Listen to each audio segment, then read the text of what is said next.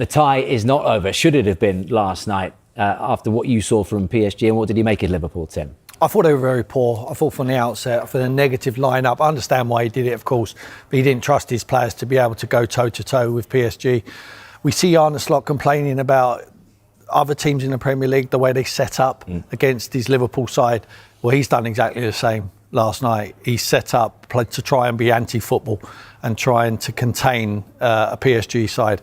Put all the bodies behind the ball. There was no pressure high up. They never stopped it at the source. And they just popped them to death. That's what they did. They just moved them, mesmerised them with the ball, waited for their times, forward runners, rotations all over the pitch. And they couldn't cope. And 2-0 is a real let-off, I would suggest. I thought it should have been 4 or 5. And the chances were good enough. What chance do you give them next week? On the evidence of last night, you give them absolutely zero chance. The only hope they've got is Anfield, and we keep talking about it. Now, I've tried to have a look back at how many times at Anfield they really have turned it around. It's a little bit of a myth. I mean, Anfield, I played there. It's a magnificent stadium, and when they get behind you, it can help. But if the other team's so superior to you, I mean, the Barcelona one in recent history is the one that stands out, which against all odds they turned it around.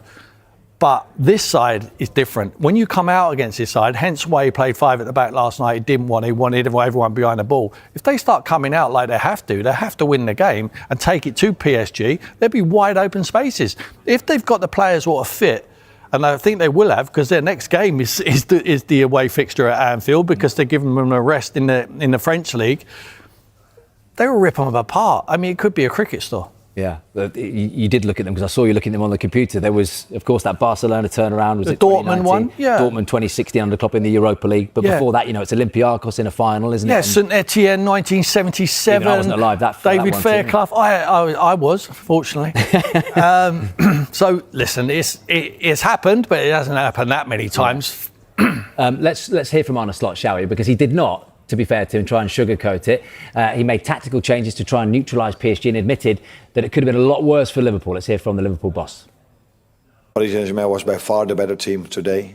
Could have scored more than 2 goals. We're in survival mode for large parts of the game. We're completely ripped apart. Every tactic has been tried over here, but the result is always the same. Paris Saint-Germain blowing the opponent away. Clear and obvious that we will not play the same tactic as we played tonight. This was a 20-25 minutes where we were only defending. For Mo to be 20-25 minutes defending inside his own box, I think it's better for him to save his energy for a lot of games that are coming up.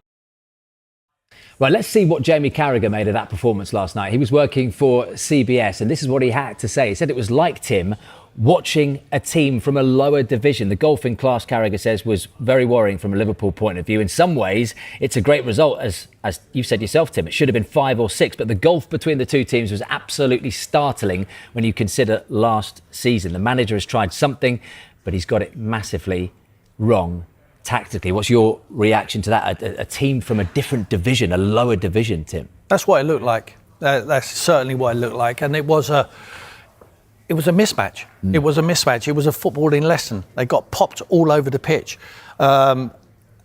And I never felt they were in control.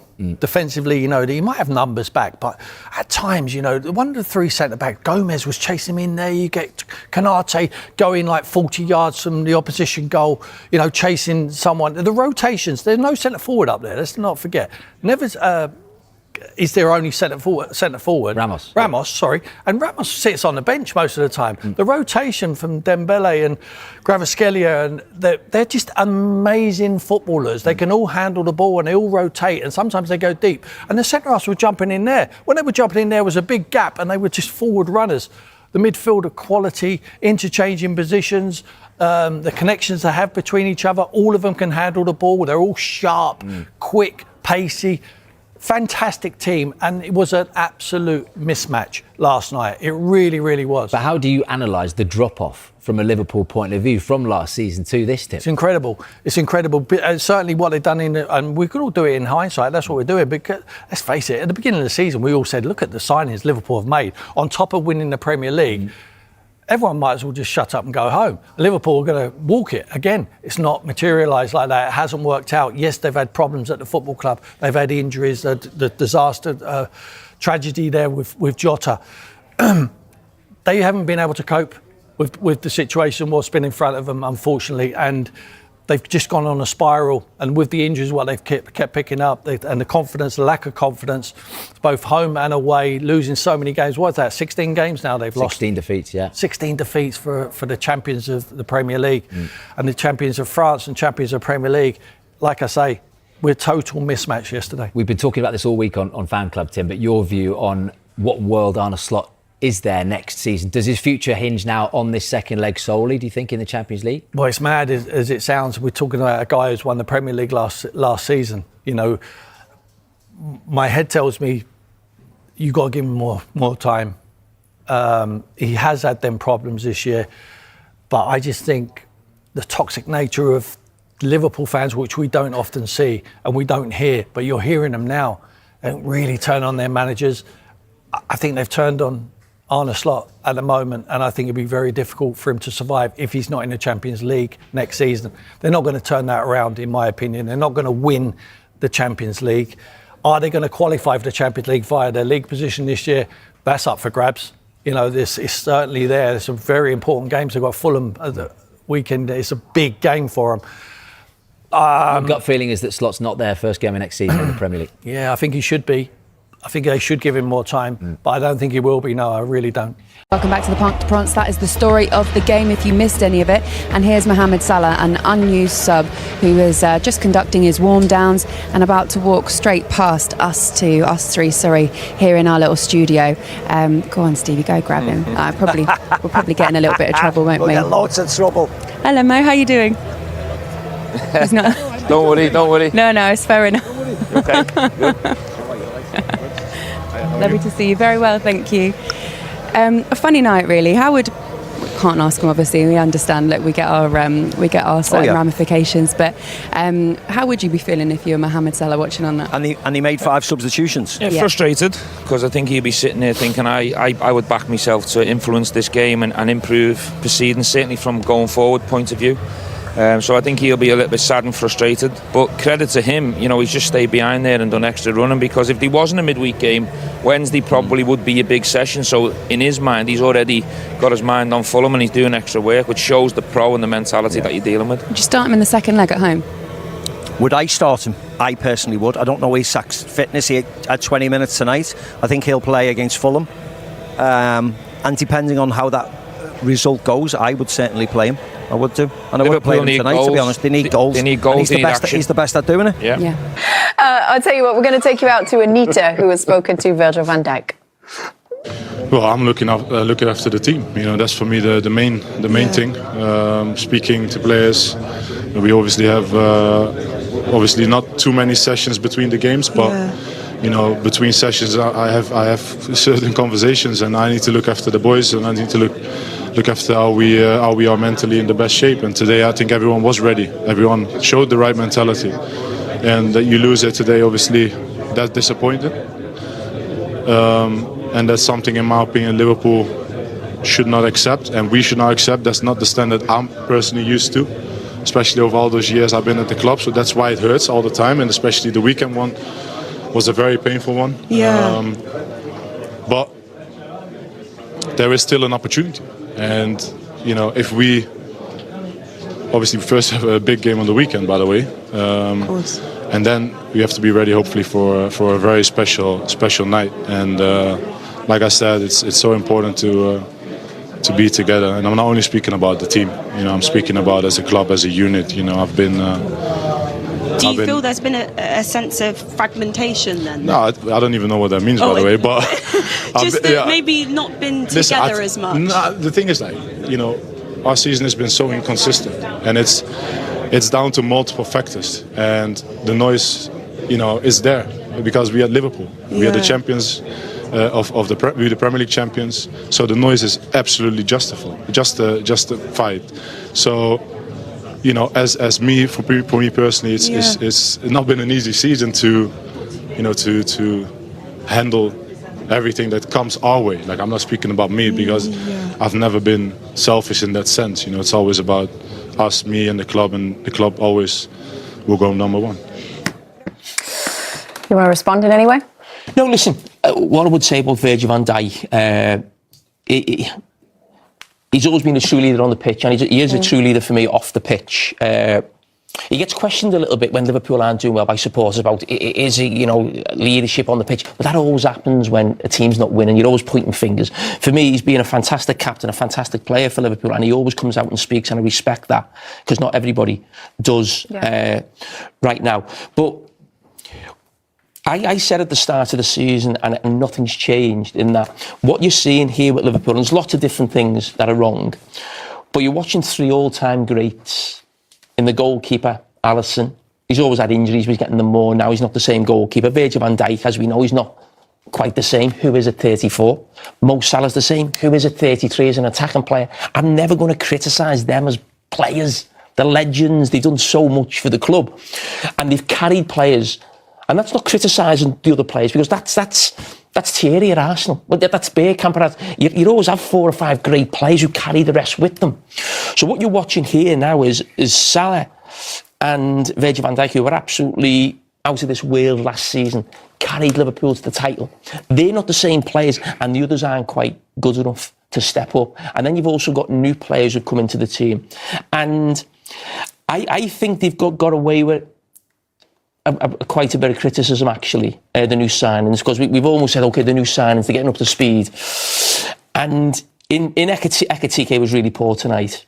And I said before the game, and I include Wirtz in this, and Isak as 3 players who've come in. To be a top player for Liverpool as an attacking player, you need to be arrogant on the ball, but humble off the ball. They're not humble off the ball. They don't do enough off the ball. And that's why it's so easy to play against Liverpool right now. What are we laughing at? I'm not laughing. Well, don't laugh. I'm not laughing, man. Oh, we'll see you in that boxing fight. My mum loved that phrase, by the way. She texted me about that phrase. She liked it. Arrogant on the ball. Yes. I hope so. He said it 50 times well, you know. since the beginning of the show. Well, it's the theme. I was proven right, wasn't I? Yes, you were. I was proven right. Deep breath. So they're the problems, and we'll get to even more of them later on. But listen, we said the same all season. 3 legendary players come to the end of their career, new players coming in and not quite knowing exactly what they need to do to play for Liverpool right now. And I include Isak, who come on there again, Ekitike, and Florian Wirtz, who has got to do an awful lot more. And the best way you could describe Florian Wirtz right now is cost 125 million. Is he's neat and tidy. I wasn't laughing at Jimmy Carragher. I'm laughing at the fact he was about to go to a break 5 minutes ago. Do you remember at the beginning of the day, Jamie came in and said, I'm pretty good. Really, it's okay. I don't expect a lot. Chill. Wow, the whole thing was about you. OK, Arne Slot there saying, look, they are fortunate to only concede 2. Maka, we'll show you what he's talking about. Dembele had a few chances as well. Tell us. Yes, Mamardashvili was excellent tonight when called upon, because of course the ghost of Alisson last year was so good here, so he needed a big night. The first goal was unfortunate, but you're right, Liverpool benefited tonight on poor finishing by Paris Saint-Germain, and particularly Dembele. He should have scored a couple. He's normally in great form, isn't he? And he hit the post a couple of times, and he tried to walk one in late on in the game, but he could easily have had a hat-trick. So you could have, you know, the only saving grace, we keep going back to it as frustrated Liverpool fans, is that they're still in the tie because of, you know, not because of the way they played necessarily, because of just certain circumstances within the game. They're missing chances. So they've got an opportunity, but it could have been out of reach tonight easily. Yeah, listen, they've got a fighter's chance. They've got a small chance, and that's the only positive to take away. If you look at the stats, we watched the game. It was complete domination. PSG controlled the majority of the game. I think the tactics from Liverpool and the shape and the formation contain them in certain parts of the game. But overall, you look at the passes, 744 to 200 and odd. No shots on target from Liverpool. You know, 26% possession as well. That's not Liverpool. That's never Liverpool. That's not Liverpool. But I agree with the manager. I thought his interview was really good. It was honest. And the biggest positive to take away is they are in it. You score first next week. The atmosphere will be different. Liverpool will be more bold, more aggressive. They can put more attackers on the pitch. So that's the takeaway for Liverpool fans and for the team and the manager. It's the first time they haven't registered a shot on target in the Champions League since November 2020. That was against Atalanta. Well, here we are still arguing. Welcome back. Good to have you with us. We're going to switch games then. We're going to talk about PSG winning at home against Discussing, Liverpool. Kate, debating. Yes, that's right. A lively debate in the studio. It's always nice to have those. PSG 2-0 against Liverpool tonight. We talked a lot before the game and at half-time as well about the new formation that Arne Slot was playing, the back five that he decided to use. Do you want to take us through some analysis that you have of how Jimmy, you feel like that played out? Listen, tactically, Liverpool were absolutely shocking tonight. He did something different and it was an absolute mess. You look at the three centre-backs, here they are, 10 minutes into the game, absolutely all over the place, all running back to their own goal, facing their own goal. And yes, they were up against real quality, but to perform so poorly in this new system, I think it was really worrying, and especially from Virgil van Dijk. I mean, he was so open. Normally when you play a back five, it's you're thinking, okay, we'll attack less, but we'll be better defensively. Liverpool were actually more open than they were against Manchester City. I mean, Van Dijk was left for dead there again, and he's really, really struggling in that system there. And the reason why they struggled was because the way they played the system. Are we actually going to the goals now? What am I? Carry on, Jimmy. It's all you. You carry on. Yeah. And listen, they've been caught out initially. And then Van Dijk, a deflection off him or Gravenberch. It's not great. Van Dijk turning his back. A little bit unfortunate for the goalkeeper, who's Liverpool's best player by far. There, but listen, it was all that they deserved there, PSG. And Liverpool were very fortunate to go in 1-0 at half-time. And for me, I thought he has to change it. But the chances just kept coming and coming and coming. And that one takes a little deflection, another good save. Yeah, for all Liverpool's sort of mishaps in defence, I thought PSG was excellent. That man, Kvaratskhelia, Zaire Emery in midfield as well. But this one, it was too easy. I mean, PSG could have scored 3, 4, 5 on the night. And they're just down tools a little bit. Again, you mentioned about the defending there, but Doué, you normally expect him to put that away. And the chances kept coming, Thierry? Yes, Dembele and I mean, thank God for Liverpool that Dembele wasn't on fire tonight, because normally that's 1 or 2 goals. With our ways, we all know what happened after he hit the post, but I'm just saying that's normally in the back of the net with the new Dembele. Yeah, the next one was in the back of the net. Kvaratskhelia, a lovely little run. The guys are going to dissect a little bit later on. Really good composure. I'm going to let Jimmy dissect that. Rolls it in, but look at the run. What his starting position, running from deep. This is what I was talking about. Yeah, I mean, Micah, it's really good. If I let you run on the Champs-Élysées and go and shop, you're gonna go and have all the time you want. But you still got to have the composure to finish it off. That's for sure. Exactly what. But the shop is open. Very open. Late. And Liverpool were very, very lucky that this game finished 2-0. They're probably very lucky they get away with a penalty here. Actually, there's definitely contact before he makes the challenge. I mean, it's one of those, I think, in the Premier League, you probably would get away with it. But in the Champions League, you always think something like that would be a penalty. So I think Liverpool were quite fortunate there. That VAR came to the rescue. But in some ways, it's actually a great result for Liverpool. Because it could have really been, it should have been 5 or 6 in that game. I mean, the gulf between the two teams was absolutely startling, really. When you consider last season, yes, Liverpool got back to the PSG and they won 1-0, we know that. But the second leg at Anfield was a really close game, 2 top teams. Liverpool then going to spend 450 million, probably a lot more than PSG spent in the summer. And to see the gulf there, I think, is worrying. And you think, how's it got to that? How's it got that bad, really? And when you think of sort of the manager, how he's set up tonight, and he's tried something. Okay, he's tried something, but he's got it massively wrong tactically about how he went about it. Now, it's easy for me to say that after the event, but that's what we do with pundits. We speak, after the event in the game. And he went about it with the back five all wrong. And they were actually more open with the back five than they would be with a back four. Because they went man-to-man all over the pitch, and your 3 centre-backs had to cover the width of the pitch. And for Virgil van Dijk, watching him tonight in the middle of a back 3, and normally when you get to a certain age, you think, middle of a back 3, perfect for me, that, getting on. But everyone's in position, everyone's here, you're getting a bit of protection, you're in your back 5. This was different. defenders were jumping into here, into midfield. There was no one to mark. And Virgil van Dijk, at 34 years of age, was having to run in there. He was having to run across. He couldn't do it. And people have criticised Van Dijk this season for his performances, and I think it's been harsh.